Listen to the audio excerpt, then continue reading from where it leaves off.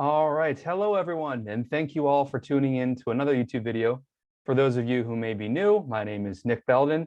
I am currently a student in chiropractic school, and I'm going to be your guide today along our review of another product within the digestive health world. And today, as the name implies, we're going to review a product from THORNE Supplements called Bio-Gest Digestive Enzymes. And as the name implies, this product is meant to help in the breakdown of carbohydrates, proteins, and fats, and to help you optimize your digestive function. I'm going to mute my window here. And to give you a rundown of what's going to happen today, we're going to start off with talking about why there's such a need for digestive enzymes in today's world, an ingredient breakdown with the evidence for each one, and then dosages that have been shown in the latest research. And then we're going to do a comparison table, it says chart, sorry about that, of THORNE's enzyme versus various other enzymes that are currently on the market. And then we're going to end with where to learn more. So here's a picture of the human GI tract. And in today's world, in today's environment, there has never been a larger degree of things that are affecting our digestion, some for the positive, but most of them for the negative. And this is not a comprehensive list by any means, but this just goes over some of the things that are leading to our digestive function not really operating at the degree that it should. And I'm going to focus on several. Alcohol. We know alcohol has lots of effects on digestion. We know that eating too much or eating too often can also affect it. And on the spectrum of the exercise front, exercising too much or not enough can have negative impacts.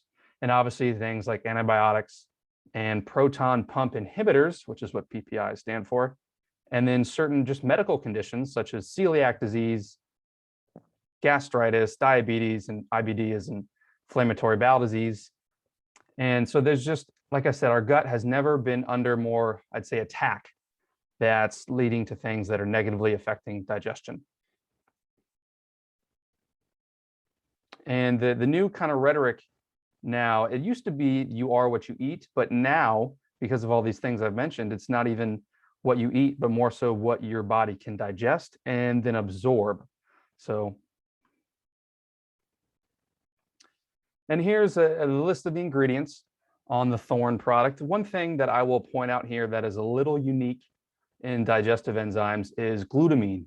If you see there, L-glutamic acid hydrochloride, that is basically L-glutamine, which is an amino acid that is not an actual enzyme, but rather has its most effects in the small intestine, and that's helping to seal up things like leaky gut, which we'll get into more in the future. I just wanted to point that out, that is kind of unique in a digestive enzyme to have glutamine in it.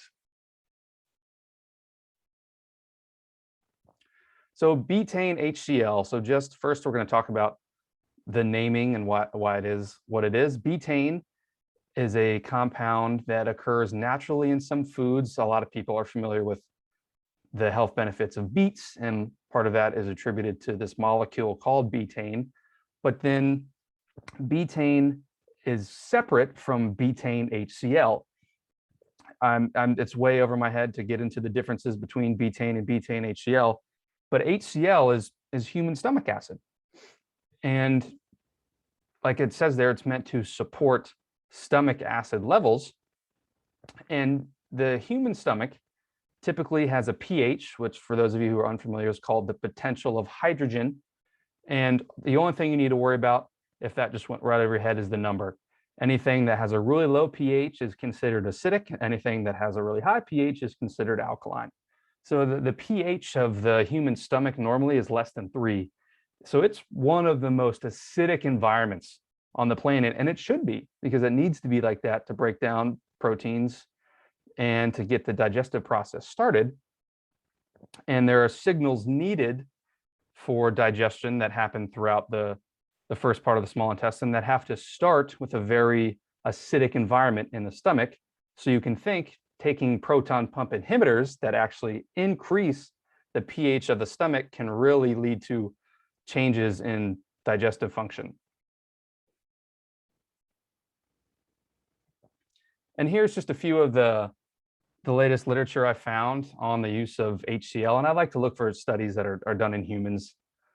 And this was a fairly interesting study. What they did was they took people and they gave them a proton pump inhibitor for several days, and then they gave them a betaine HCl supplement to see how long it would take for their stomach acid to return back to normal, because the proton pump inhibitor increases stomach acid to above 4 or 5, which makes digestion very difficult. So they wanted to see how long it took once they reintroduced stomach acid supplements.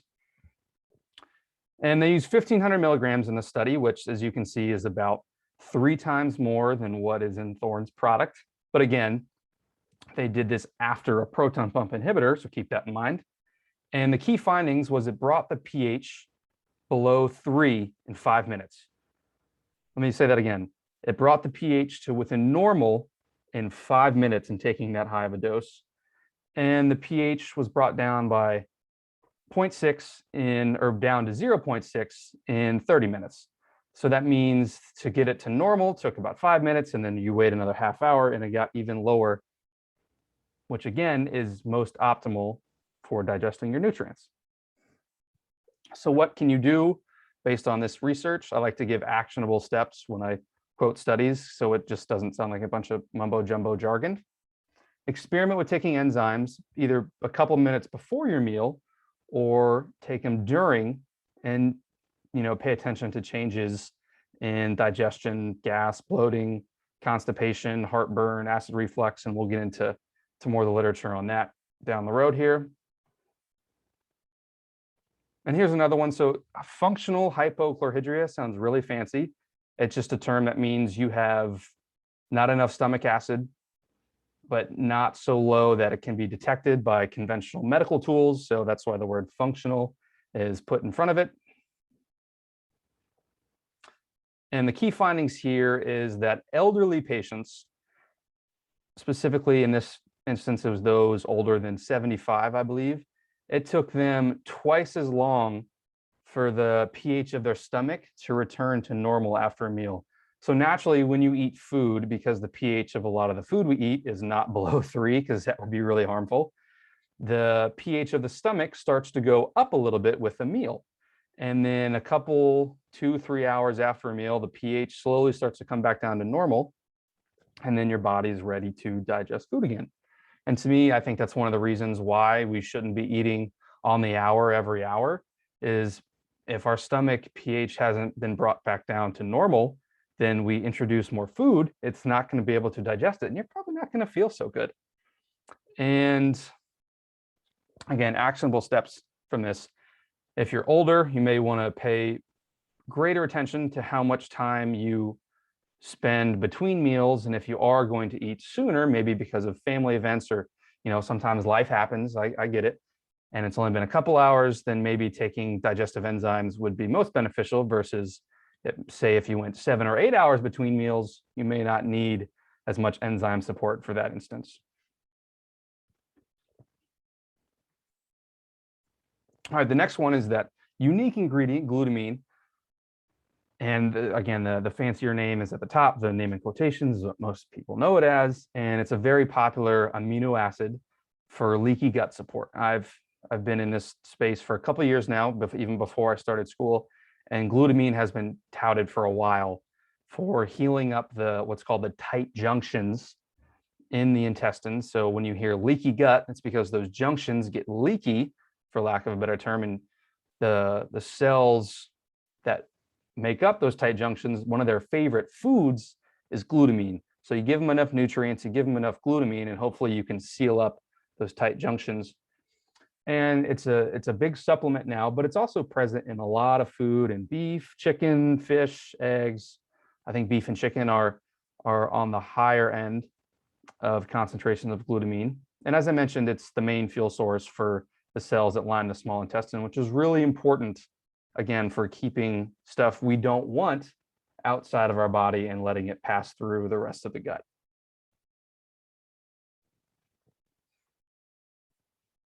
And this was a study from about 2012 that it gives an overview of the role that glutamine plays. And as you can see, those epithelial, which is the type of cell, tight junctions, so just the cells that could lead to leaky gut. And what they found was that, as I talked about in the beginning, too much exercise can be detrimental. And from here, too much exercise dropped levels of glutamine in the blood by almost a quarter. And glutamine is the most plentiful amino acid in the body. So that's a pretty big drop. And glutamine has also been shown in burn victims and in those people that have chronic fatigue syndrome, which is now being considered an autoimmune condition. Glutamine has been shown to help with leaky gut in that patient population. And they also found that low levels of glutamine were found in those children that had leaky gut and diarrhea. Diarrhea tends to occur in tandem with leaky gut in many people, not everyone, but it can happen. So what can I do from here?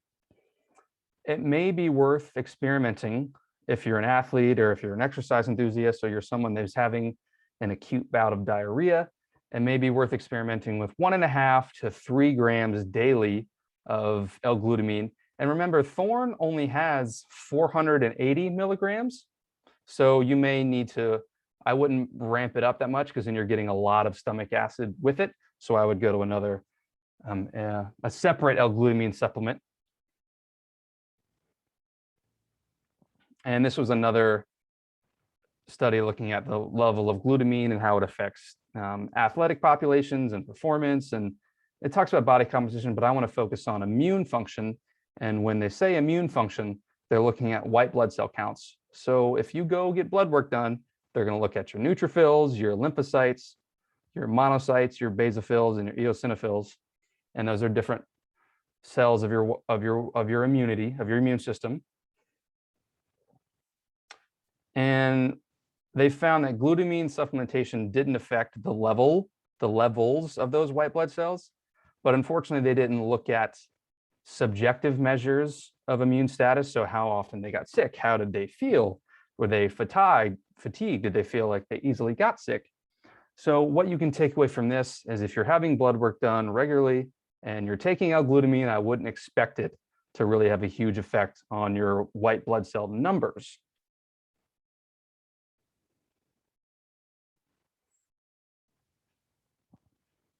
And this is just more info looking at the use of glutamine. And this was a really cool study. This was done in people that have post-infectious IBS. So one of the new theories of IBS is it starts because of food poisoning. So if you've recently traveled to a different country or eaten food that's way outside of your norm and you develop diarrhea, after that, you could be at an increased risk for post-infectious IBS. And in this trial, they used glutamine. And what they found, again, they used 5 grams for several months. So that's 10 times more than what's in this product. So again, don't take 10 times as much of this product to get that, because then you'll take nearly 5 grams of HCl and you'll definitely feel some stomach burn after that. So I would find another source of glutamine. And this was really big because they found a significant improvement in the symptoms of IBS severity and nearly 80% of people taking glutamine. And they had less bowel movements per day, which is a huge issue if you're someone with diarrhea. Their Bristol stool chart ratings, which just looks at the consistency of poop, trended more toward normal, or that kind of a ripe banana look. And it also led to decreased markers of leaky gut, again, one of the mainstays that it's marketed for. So what can we do with this? If you're someone that recently traveled somewhere or ate outside the norm and you're dealing with diarrhea or you've dealt with that in the past, it may be worth exploring glutamine to help support your gut.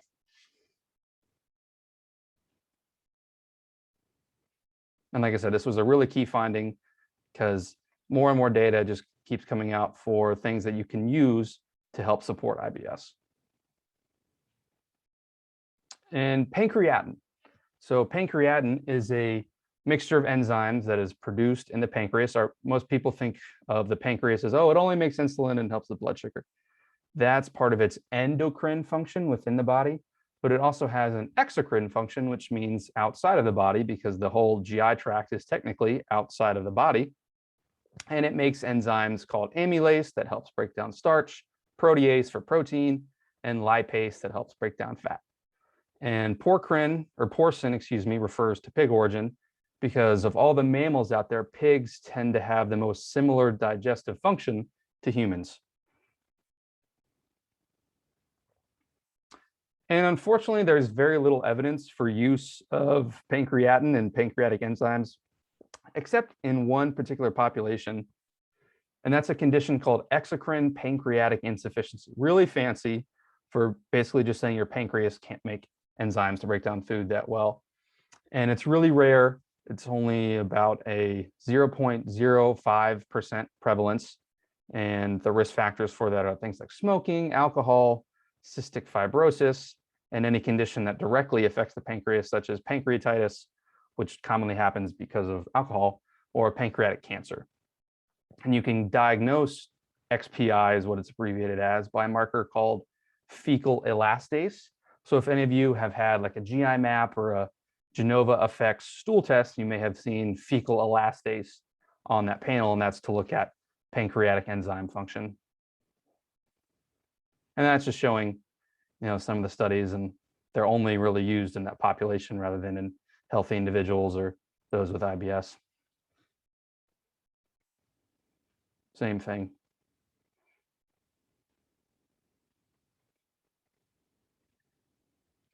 All right, next ingredient, ox bile. And this picture here demonstrates how bile works. So bile is produced in the liver from precursors such as cholesterol and different fat-soluble vitamins. So a reason to eat egg yolks in the liver, because you need cholesterol in your body. And then bile is stored in our gallbladder. And once fat makes its way into the small intestine, the gallbladder releases bile, and it meets in that intestine to help with fat breakdown. And it's been used in TCM as traditional Chinese medicine. It's been used for thousands of years. And things that you wouldn't really think of, it's been used for topically for people with hemorrhoids. It's been used for conditions called jaundice, where your liver is having some issues. And then also for eradication of parasites within the gut. So far beyond just helping with fat breakdown, I think that speaks to the role bile plays. And we learn it as just fat breakdown, but with how complex the body is, I'm not surprised that bile has more functions than just fat breakdown. And currently, there's no scientific literature on the use of ox bile, specifically in humans. This article that I found just kind of gave rough ideas of what they thought had been used in traditional Chinese medicine. So hopefully within the next couple of years, we'll have some more trials using ox bile and looking at markers of fat digestion. All right, the last ingredient on there is an ingredient called pepsin.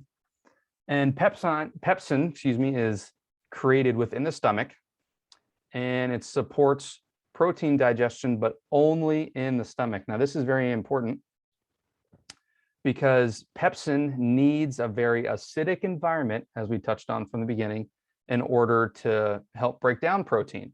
So once stomach acid is released into the stomach after food starts making its way there, or even before, pepsin then recognizes, oh, it's really acidic. I can, get pushed out into the stomach to help start breaking down food. So that's part of the reason that pepsin enzyme supplements will be given with HCL, because it needs HCL in order to work. And I did find only one really, really interesting study, though, on the use of pepsin in humans. And it's only an observational study. And so most people in the scientific community will look at double-blind, randomized, placebo-controlled trials as kind of the hallmark of studies to use. But sometimes we have to use what we have available. And each tablet, if you can see there, had about 250 milligrams. And Thorne's only has 70. So again, you're looking at 3.5 to 4 times as bigger a dose in this trial. And these patients could have been taking several of these tablets a day. And that's one of what's called the limitations of this study, is they didn't know the specific dose that was given to each patient. So it could have been 500 milligrams versus, again, Thorne's 70 in each of their servings. But some really interesting findings were that bloating severity was reduced by more than a third, and heartburn was reduced by a third. And this was done in people, again, you see that word functional, that means the traditional medical community doesn't have any tests to pick it up. And functional also meaning that you can still live with it, that it's not immediately life-threatening. And dyspepsia just means you have symptoms of heartburn and GERD, and they don't really know why.